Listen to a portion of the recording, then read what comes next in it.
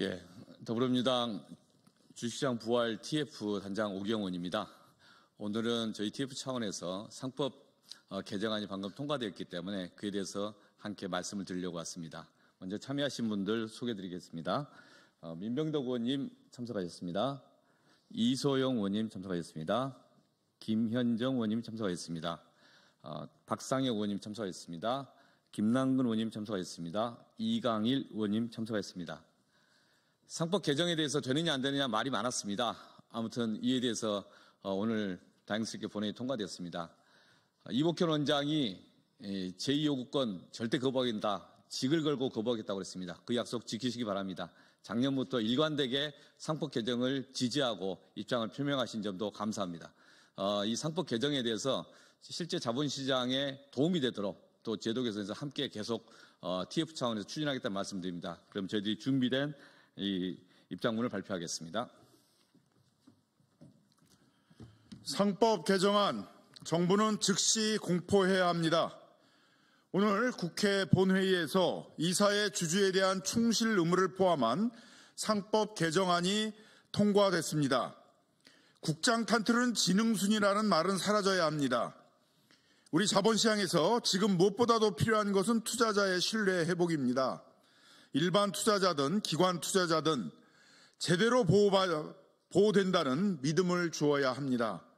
할 수 있다면 무엇이든 해야 할 상황입니다. 이번 상법 개정안은 부족하지만 첫걸음으로서 의미가 크다고 할 수 있습니다.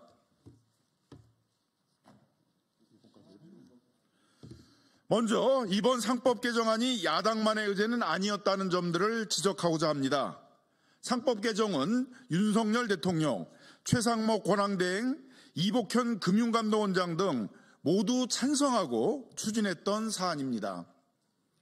최상목 권한대행은 2024년 2월 윤석열 정부는 임기 내내 우리 자본시장 선진화를 중심 과제로 삼아서 상법 개정 추진과 함께 추가적인 방안도 다각도로 강구하겠습니다. 이렇게 말하기도 했습니다. 정부 여당이 추진하면 이사의 충실 의무 등 상법 개정도 이른바 밸류업으로 추진하겠다고 주장하더니 야당이 추진하면 무조건 반대하는 식의 반대를 위한 반대는 그만두어야 합니다. 정부는 이번 상법 개정안을 즉시 공포해야 합니다.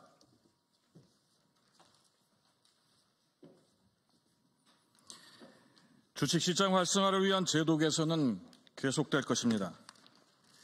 상법 개정안 중 일부는 아직 법사위에서 심사 중에 있습니다.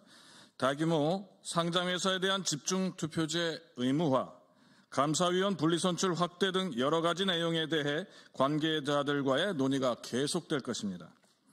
정무위 자본시장법 개정안도 있습니다. 정부의 합병 분할 중심 핀셋 규제안으로 논의가 한정될 수는 없고 자사주 등을 이용한 조직 개편 등 현안도 해결할 수 있는 여야 의원들의 개정안도 함께 심사할 것입니다. 핀셋 규제가 아니라 일반적인 상법 개정을 통하고 대주주나 오너 일가들에 대한 핀셋 구제안으로 법안을 보완해 나가면 될 것입니다. 정부 여당도 단순히 반대를 위한 반대가 아니라 우리나라 자본시장의 문제 해결을 위한 해법 제시에 나서줄 것을 요청합니다. 이번 상법 개정과 관련하여 앞으로 수사기관들이 기업의 경영 판단에 과도하게 개입하는 것 아니냐는 우려가 있습니다. 정상적인 경영 판단이라면 이사들이 그로 인하여 형사처벌을 받지는 않을 것입니다.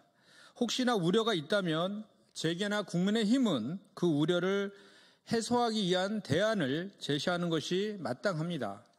이복현 금융감독원장의 상법상 특별배임죄 폐지 등 일부 제안은 주목할 만합니다. 정부나 국민의힘으로부터 건설적인 제안이 있다면 긍정적으로 논의하지 않을 이유가 없습니다. 더불어민주당은 주식시장 발전을 위한 제도 개선에 최선을 다하겠습니다. 2025년 3월 13일 더불어민주당 대한민국 주식시장 활성화 TF 일동 고맙습니다.